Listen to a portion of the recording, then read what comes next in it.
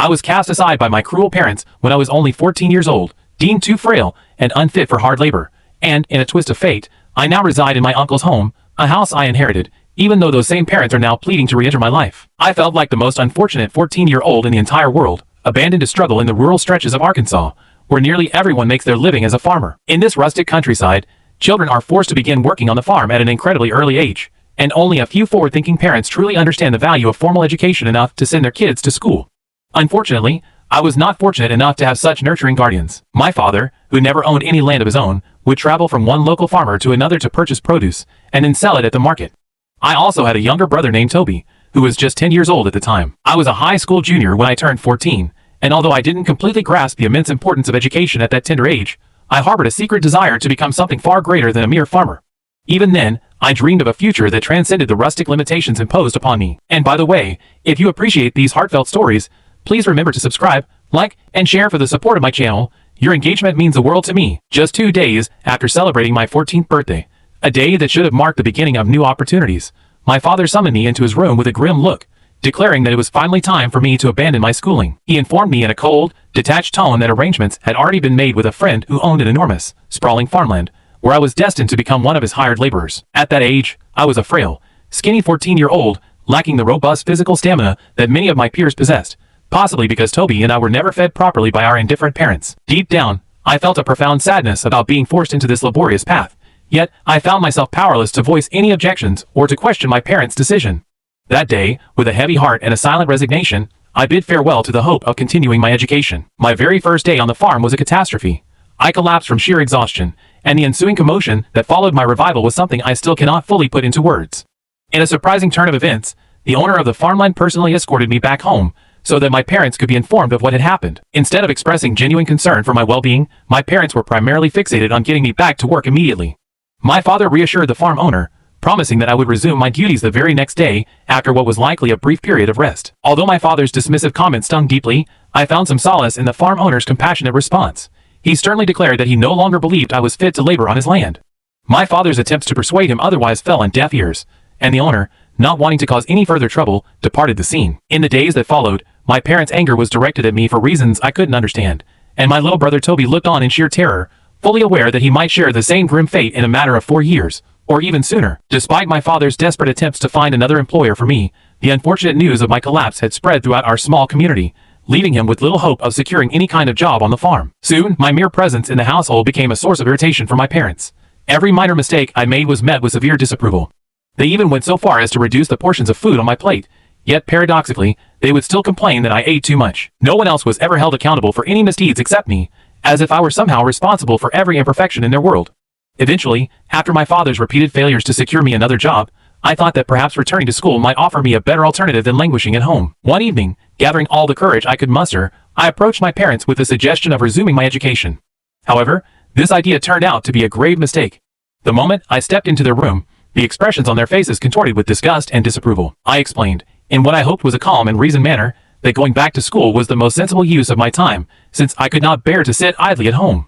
As I continued to plead my case, my mother abruptly got up, almost as if she were heading off to relieve herself, and walked past me without a word. Then, without any warning, a loud slap struck me from behind, so forceful that I saw stars, and I staggered as my mother vehemently threatened to punish me if I did not shut up immediately. She accused me of being too weak to contribute meaningfully to the family's labor, yet paradoxically, claimed that my energy seemed boundless when it came to academic pursuits. In a moment filled with bitter irony, she turned to my father and asserted that her long-held suspicions were proven right, that I had fabricated my fainting episode merely as an excuse to avoid being sent back to the unforgiving farm. Shortly thereafter, my father delivered an ultimatum. Each day, I was to venture out and secure a job as a laborer, or else he would throw me out of the house.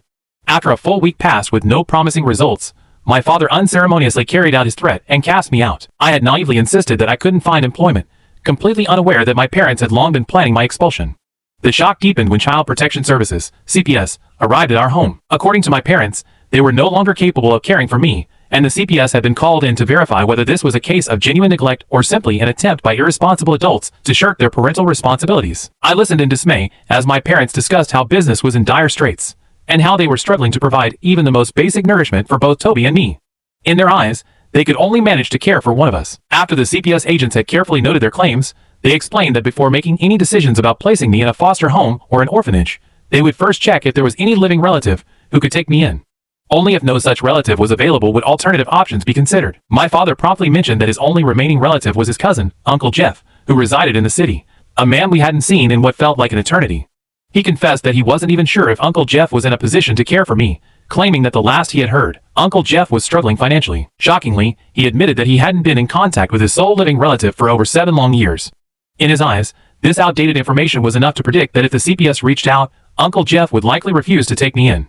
The reality, however, was far more complicated. There remained a considerable chance that Uncle Jeff was financially stable enough to welcome me, though I doubted he would be inclined to do so willingly, a fact my parents knew all too well. I recall that many years ago, Uncle Jeff had actually lived with us, against my father's vehement objections. Since my father still regarded formal education as nothing more than a frivolous waste of time and resources, Uncle Jeff had pursued higher education and even completed college. I vividly remember the many heated arguments between my father and Uncle Jeff, during which my father accused him of using education as a mere excuse to be indolent rather than joining the family's labor on the farm. In a twist of fate, Uncle Jeff not only graduated from college, but also aspired to obtain a master's degree. However, due to financial constraints, he was forced to seek work instead. Unfortunately, opportunities were scarce, and despite his best efforts, Uncle Jeff never managed to secure a stable job, which only served to fuel my father's growing irritation. One day, unable to contain his anger any longer, my father finally called Uncle Jeff and demanded that he leave our home, declaring that he could no longer afford to feed him. Although Uncle Jeff earnestly tried to explain that he was doing everything in his power to find employment, my father remained adamant, blaming him for squandering both time and scarce resources on a pointless education. As a result, Uncle Jeff was forced to leave that very day and, rather than remain in the unforgiving countryside, he permanently relocated to the city. Now let me pose this question to you. If you were in Uncle Jeff's shoes and had the means to succeed financially, would you be willing to take in the son of your cousin? A son whom you had been cast out years ago, and who had not once bothered to check on you over all those years? The CPS assured me that they would reach out to Uncle Jeff and gauge his willingness to accept me. Deep down, I felt uneasy, convinced that Uncle Jeff would likely reject me, leaving me with no choice but to end up in a foster home. Only time would tell. It has now been several years since I last promised to keep you updated, and I must apologize for the long silence. Life has been an overwhelming whirlwind. I am now 19 years old, and the CPS recently informed my parents that Uncle Jeff had decided to take me in. This decision came as a complete shock to both me and my parents, who had always assumed that Uncle Jeff would repay their past misdeeds with equal cruelty. In fact, they seemed almost relieved that I was finally being removed from their lives. As we awaited the day set for my transfer to Uncle Jeff's home, my parents repeatedly warned me that by aligning myself with Uncle Jeff, I was doomed to share his fate and ultimately fail in life. Their harsh words weighed heavily on me until the moment I arrived at Uncle Jeff's residence. I still remember the day vividly. Child Protection Services came to collect me, and the only person who truly broke down in tears was my little brother, Toby. As I was being led away, Toby ran after me, clinging tightly while sobbing and begging me not to leave. The pain I felt was indescribable. I joined him in tears almost instantly. My parents wasted no time in separating us, not even raising their voices at Toby, for they were well aware that any sign of leniency would expose their neglect to the CPS. Both Toby and I were assured by the agents that our separation was for our own good, but deep inside, I was certain that Toby was about to suffer the wrath of my father's belt that very day. Nervous and trembling, I traveled with the CPS to Uncle Jeff's place, where, after so many long years, he greeted me with a warm, almost overly enthusiastic welcome. Although his display of care and excitement felt somewhat contrived, a performance perhaps designed to convince the CPS of his genuine concern, I nevertheless found a small measure of comfort in it. After a brief discussion lasting only about 5 minutes, the Child Protection Services left me in Uncle Jeff's care, and I steeled myself for the worst. To my surprise, Uncle Jeff was more compassionate than I could have imagined. He exclaimed that I was all skin and bones, and after showing me to my new room, immediately set about preparing a meal for me, a meal of such quality and taste that I had never before experienced. If this was what my parents considered to be a failure, then I would gladly embrace that label. I devoured the food within minutes, and before I could even ask whether I was satisfied, Uncle Jeff had already served me another helping. That afternoon, I was allowed a long, uninterrupted nap, which was soon followed by a heartfelt and lengthy conversation between Uncle Jeff and me. He shook his head in disappointed sorrow as I recounted the true events that had led me to this point. He explained that, had it been up to my parents, they would have thrown me out long ago without involving the CPS, an act that would have been deemed abandonment and could have landed them in legal trouble. Uncle Jeff, who had no children of his own and had endured his share of heartbreaks, quickly enrolled me back in school. He mentioned that he might consider getting a surrogate in the future, though for now, his focus was solely on building his financial stability. 2 years passed in this new chapter of my life, during which my parents did not even bother to check up on me. Although I had come to expect their absence, my uncle's growing frustration with them eventually led him to confront them directly. One day, Uncle Jeff took me along with him. His car had broken down, so we had to share a taxi as we made our way to my parents' home, where my parents and Toby were waiting. When Toby opened the door and ushered us into the parlor, I couldn't help but notice just how much I had transformed. from a frail, emaciated child to someone who was now well-fed and healthier. Yet, my brother's smile was subdued, a silent testament to the fear instilled in him by our parents. As soon as we entered, my father asked who had come to visit. Toby remained silent and simply stepped aside, allowing Uncle Jeff and me to proceed. My mother was the first to speak, her tone dripping with sarcasm and mockery, as she asked if Uncle Jeff was already exhausted, implying that he was tired of dealing with me, as if I were nothing more than a burdensome weight. Her words cut deep, leaving me feeling as if I were merely some unwanted baggage. Fortunately, Uncle Jeff wasted no time in defending me.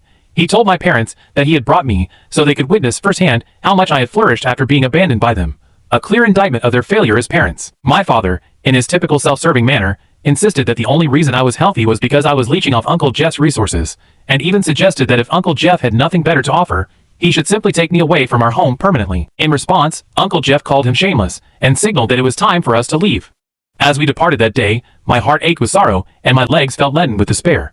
While Toby remained silent, his distance a clear message that our parents had already indoctrinated him to keep his feelings hidden. Now, at 19 years old and enrolled in college, I find myself deeply worried about Toby's future, knowing that he will never thrive as long as he remains under the oppressive rule of our parents. It has been 3 weeks since my last visit to my parents with Uncle Jeff, but I went back again just yesterday, and I was not myself at all. The moment Uncle Jeff noticed the change in my mood, he asked me what was wrong, and I immediately poured my heart out. I told him that my parents were the root cause of my persistent melancholy. Toby, too, was trapped under their suffocating control, his dreams and aspirations stifled by their insistence that he must attend school, a notion they vehemently opposed. Moreover, the once close bond between Toby and me had grown increasingly distant, a development that pained me deeply. Uncle Jeff listened sympathetically and remarked that while he recognized how miserable Toby's situation was, there was little that could be done as long as he remained with our parents. I argued that if the problem was indeed that Toby was being held captive by their oppressive lifestyle, then the solution was simple.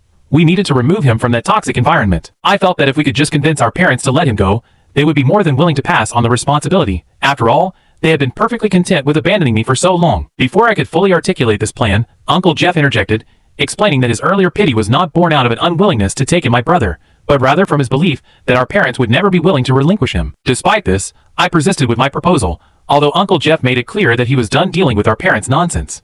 During my visit yesterday, as anticipated, my parents were less than pleased to see me. My mother was absent that day, leaving only my father, Toby, and me. I calmly explained to my father that I had come with the intention of relocating Toby to the city, where he could attend school and have a chance at a better future. After I finished speaking, there was a long, uncomfortable silence, about 2 minutes, before my father finally asked if I truly believed that he did not care about his own son. The answer, of course, was painfully obvious, but I avoided fueling the argument further by insisting that I was merely considering what Toby himself wanted. In an instant, my father snapped. He declared, in a tone filled with entitlement and arrogance, that his wishes for Toby were far more important than Toby's own desires. This blatant disregard for Toby's autonomy was infuriating. As if reliving my own painful past, my father had already pulled Toby out of school, and was forcing him down a path that was not of his choosing. I cannot explain where this newfound boldness came from, but I am immensely grateful for it. I told my father that coercing Toby into a life he did not select for himself would only breed deep-seated resentment and hatred toward him in the future. Instead of understanding, my father coldly argued that Toby would eventually be grateful for having obeyed him. At that moment, I could hear Toby's quiet sobs in the background, and then my father ordered me to leave, warning me never to return.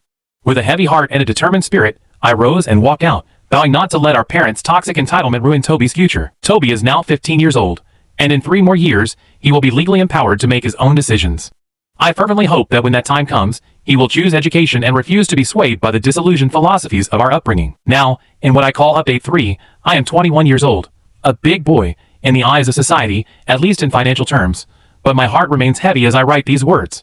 You might wonder how I managed to turn my life around in just 2 short years since my last update. Well, 2 years can indeed bring about monumental changes, even if it sounds almost unbelievable.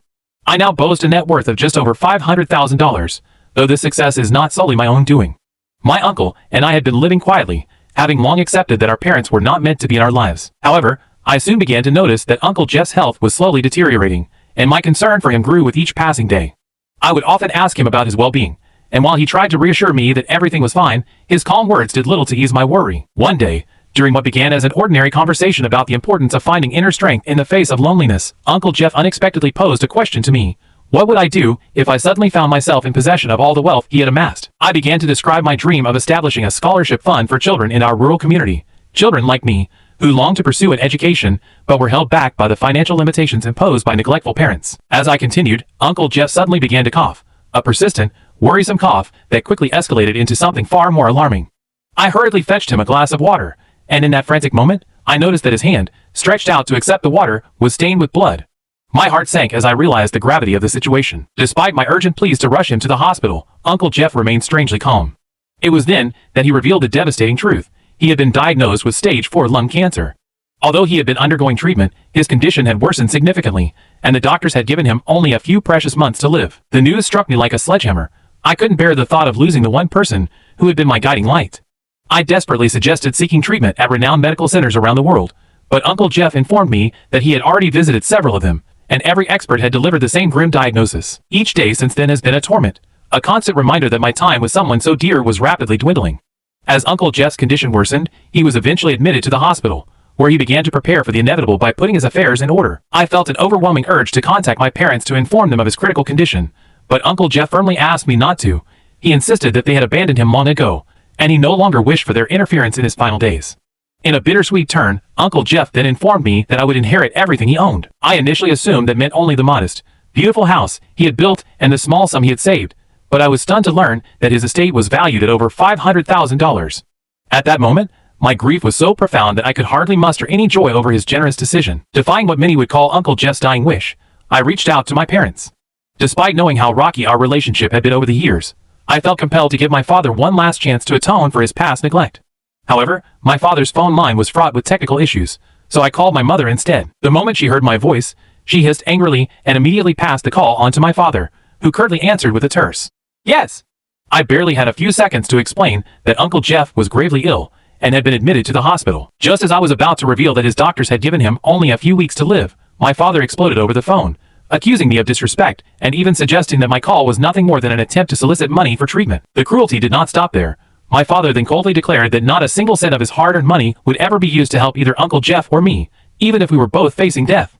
His callousness left me seething with anger, and I ended the call abruptly. Uncle Jeff passed away this week, and despite all the conversations we had about the importance of inner strength and resilience in the face of inevitable loss, nothing could have truly prepared me for his departure. In Update 4, I must confess that I deliberately chose not to inform my parents about Uncle Jeff's worsening condition, and ultimately, his death, as a final act of defiance against their long history of indifference. My father had once remarked that he cared little whether either of us was alive, and I took that as a sign that my parents' hearts were long dead.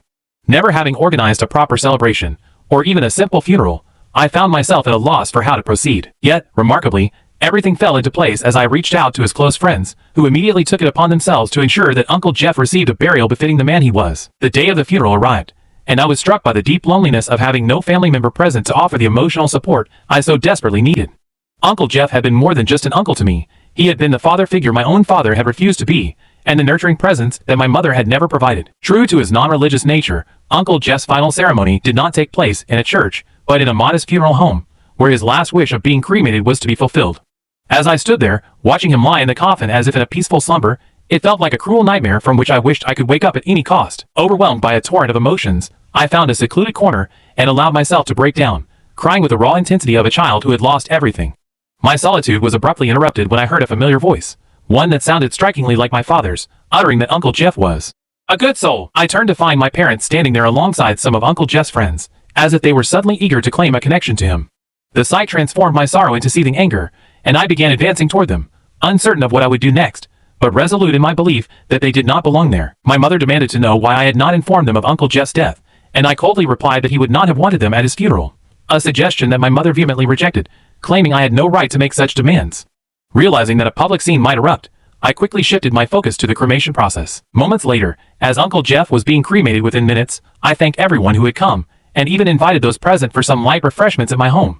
To my surprise, my parents were among the attendees. As I mingled with the guests who offered their condolences, my parents approached me, inquiring if the magnificent house before them was indeed built by Uncle Jeff. Rising from the sofa where I had been seated with other guests, I looked directly at them, and stated with unwavering clarity that the house was indeed built by Uncle Jeff, but it now belonged to me.